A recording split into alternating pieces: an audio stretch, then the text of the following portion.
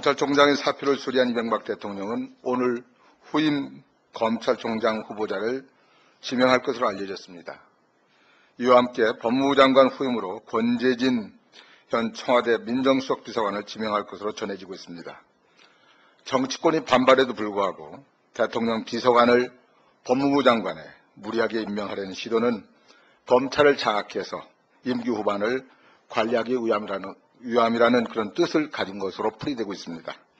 권재진 수석은 이명박 대통령의 핵심 참모 수준을 넘어서 사적 관계까지도 있는 것으로 전해지고 있습니다. 때문에 대통령 퇴임 후까지 염두에 둔 인선이라는 분석까지 나오고 있습니다.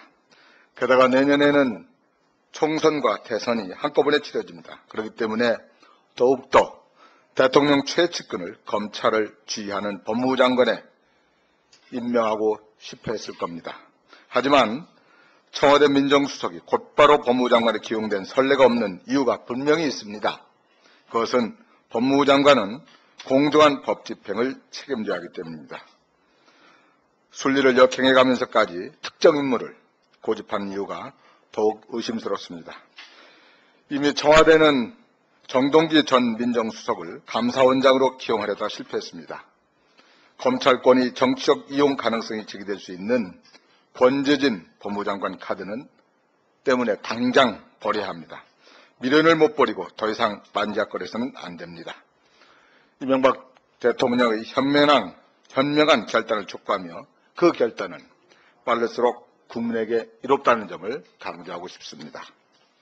중국 정부가 바레만 유전이 원유 생산을 즉각 중단하라고 지시했습니다. 원유 유출 사고의 피해가 걷잡을 수 없을 정도로 확산되고 있기 때문입니다.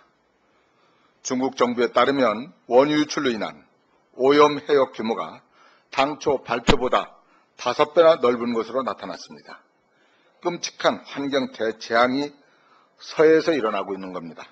그런데도 우리 정부는 원유 유출 사고에 대해서 아무런 조치도 취하지 않고 있습니다.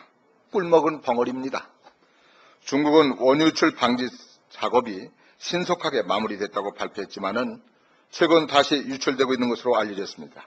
피해 면적도 서울시 면적의 7배 규모입니다. 하지만 우리 정부는 정확한 사고 원인, 오염 실태마저 제대로 파악하지 못하고 있습니다.